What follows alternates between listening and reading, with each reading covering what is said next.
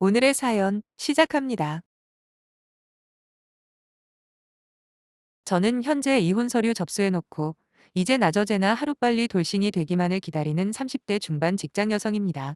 하는 일은 뷰티 컨설턴트인데 요즘 각광받고 있는 전문 직종 중에 하나죠. 솔직히 먹고 사는 데는 아무런 지장도 없는 수준이 아니라 꽤 넉넉하게 벌고 있는 편입니다. 그래서인지 남편과 이혼하기로 결심할 때도 그리 어렵지는 않았네요. 당연히 결혼할 때야 웬만큼 안 맞아도 현명하게 대처하겠다는 마음이었었지만 이건 제가 참고 넘길 만한 문제가 아니더라고요. 시부모님을 비롯해 많은 분들이 저한테 그러셨어요. 시누이 하나 때문에 이혼하는 게 말이 되냐고요. 근데 저는 그렇게 생각하지 않습니다.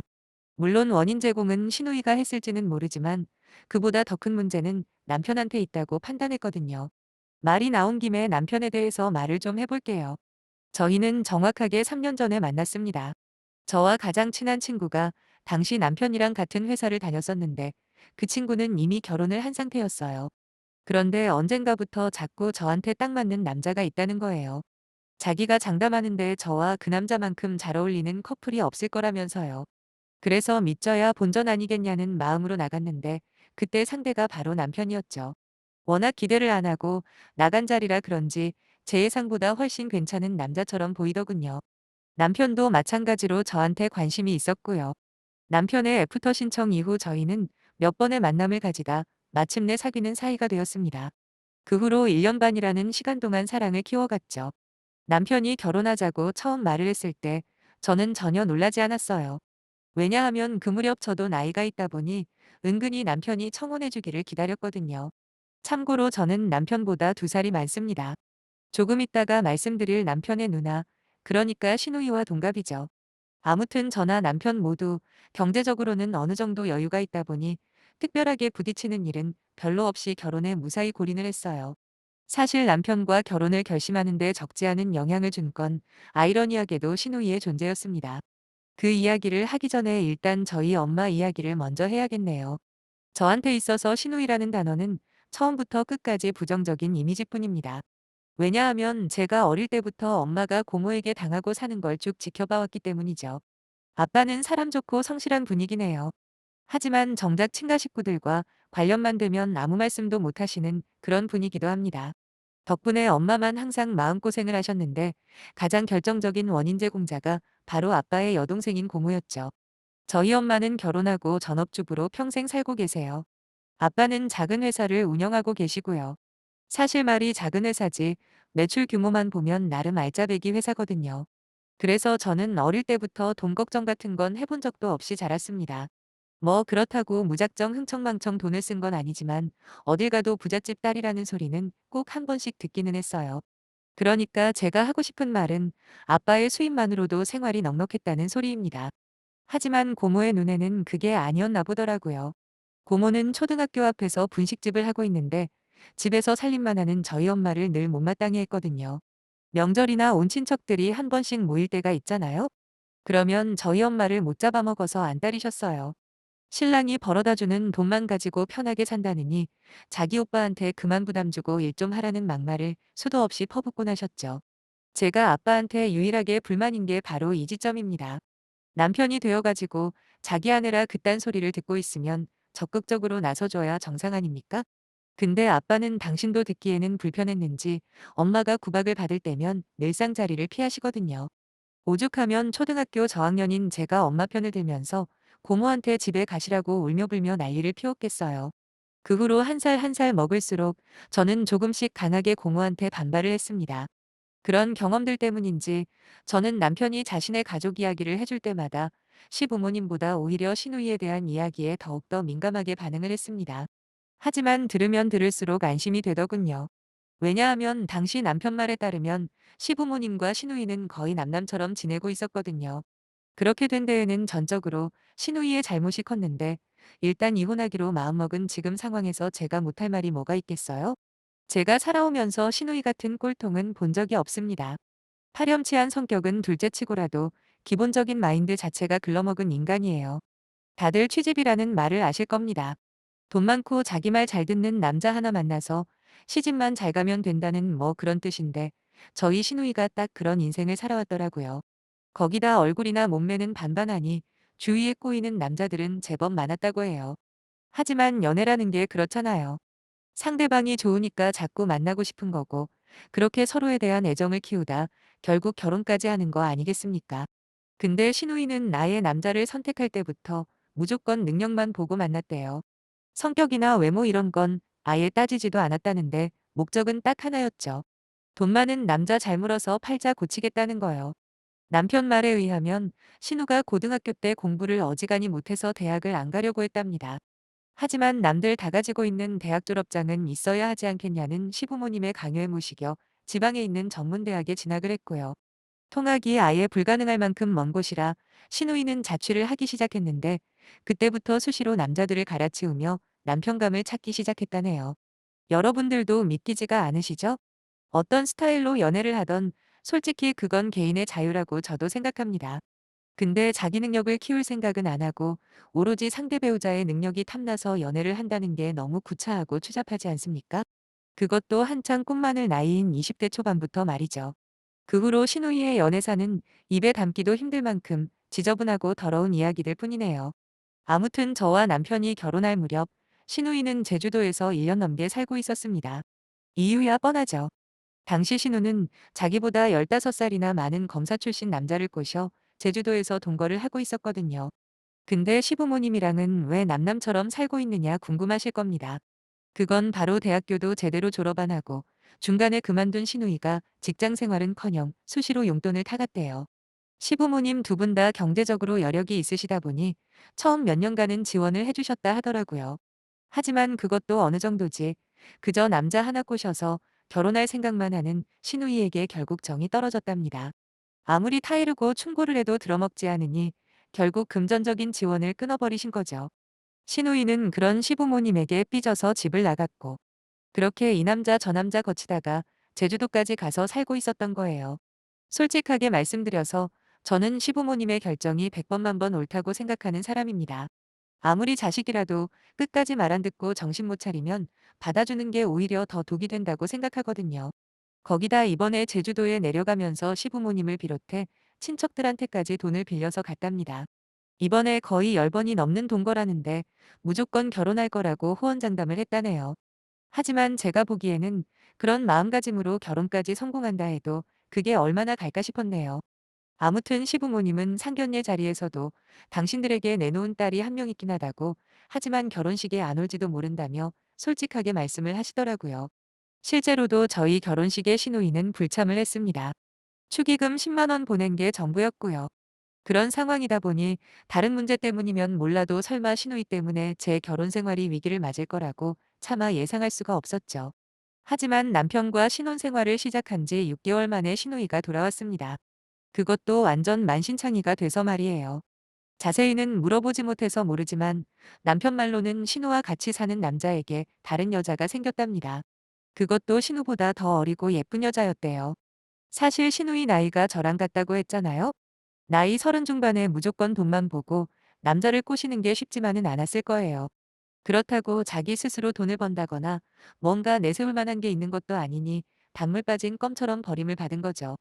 그래도 자식이라고 시부모님은 모질게 내치지는 못하셨고 그렇게 시가에서 신우이가 지내기 시작하면서 저와의 갈등이 불거지게 된 겁니다. 신우이는 입에서 나오는 대로 짓거리는 타입이에요. 상대방의 기분 따위는 전혀 고려하지를 않죠. 저도 처음엔 많이 참았어요. 살림하는 거나 부부관계에 대해서 시덥지 않은 잔소리를 할 때도 비록 나이는 같지만 엄연히 손윗사람이라 생각하고 좋게 받아들이려고 했습니다. 당연히 등신처럼 무조건 내내하지는 않았어요. 제 나름대로 조리 있게 바로잡을 건 잡아가며 아슬아슬한 선을 유지하고 있었는데 문제는 신우와 저 사이에서 갈팡질팡하는 남편이었더군요. 막말로 나라님도 없는 자리에서는 욕할 수 있는 게 대한민국 아닙니까? 그러니 신우가 저 없는 데서 무슨 소리를 하던 제 귀에만 안 들리면 저는 상관없다고 생각하거든요. 하지만 자꾸 신우가 저에 대해 하는 말을 남편이 전달을 하더라고요.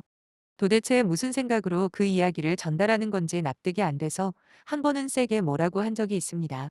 당신 누나랑 내가 싸우기를 바라는 거 아니면 혼자만 알고 있으라고 했죠. 한동안 잠잠하더군요. 그런데 어느 주말 새벽에 신우이가 완전히 술이 떡이 돼가지고는 저희 집에 찾아온 적이 있어요.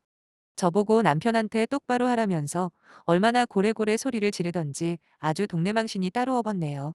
이쯤에서 시누이가 왜 저보고 남편한테 똑바로 하라고 했는지 상황을 설명을 좀 해드려야 할 것 같은데 제가 남편보다 수입이 훨씬 많습니다. 대신에 퇴근 시간은 2시간 정도 늦는 편이고요.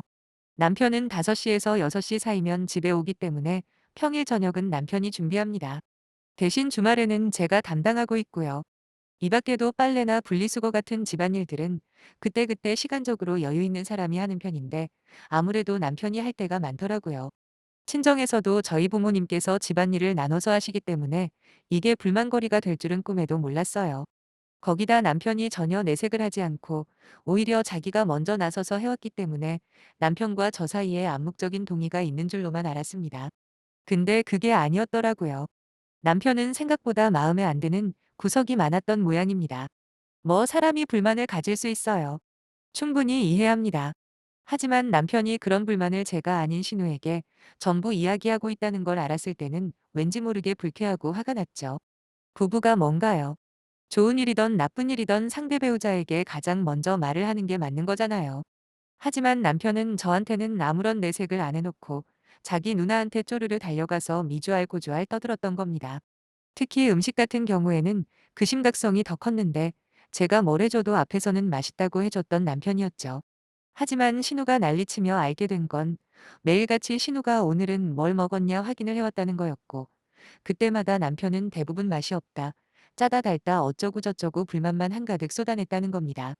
신우가 남편과 나눈 이런 대화 내용들을 보여주며 저한테 아내의 돌이 운운할 때 제 기분이 어땠겠어요. 배신감이라는 단어로는 설명이 불가능할 만큼 미칠 듯한 화가 나더라고요. 거기다 옆에서는 신우이가 한다는 말이 더 가관이었네요. 나이가 비록 어리다고 해도 엄연히 남편이고 집안일을 시킬 때도 조심해서 시키랍니다. 아니 시키지 말라면 말라는 거지 조심해서 시키는 건 또 무슨 뜻이랍니까? 그리고 음식 끝에 마음 상한다고 항상 남편 입맛을 가장 먼저 생각해서 요리를 하라네요. 대꾸할 가치도 없어서 그냥 무시해버렸습니다. 그리곤 남편에게 이게 도대체 무슨 일이냐고 따졌죠. 불만이 그렇게 많았는데 왜 한 번도 내색을 안 했냐고요. 그랬더니 남편이 한다는 말이 자기는 그냥 누나 기분 맞춰주려고 그렇게 말한 거래요. 그 소리를 들은 신우가 갑자기 개거품을 물면서 이제는 남편한테 화를 내식 시작하더라고요. 이게 진짜 뭔 일인가 싶었습니다. 그랬더니 이번엔 남편이 신우 편을 들면서 결혼 생활이 힘들고 불만이 많은 건 또 사실이라네요. 무슨 이중인격자도 아니고 이랬다 저랬다 저와 신우 사이에서 갈팡질팡하는 남편 꼬락서니를 보고 있자니까 한숨밖에 안 나왔어요. 신우가 저한테 그러더라고요. 남편 귀한 줄 알아야 한다고 말이에요. 그때부터는 저도 도무지 참을 수가 없을 만큼 짜증이 밀려와서 하고 싶은 말을 막 하기 시작했습니다. 아니 시집도 안 가본 형님이 그걸 어떻게 아냐고. 하긴 같이 살아본 남자들이 한 트럭은 될 테니까. 그것도 시집이라면 시집이겠네요 라며 비아냥댔죠. 그러자 신우이가 눈이 돌아서는 저보고 약 처먹었냐고 지금 어디 윗사람한테 그따위 막말을 하냐 난리를 치는 겁니다. 윗사람이 윗사람 같아야 대접을 해주지 않냐고 바로 맞받아쳤네요. 그때 남편이 제 팔을 잡으면서 지금 자기 누나한테 뭐 하는 짓이냐입니다. 그러면서 빨리 사과부터 하라더군요.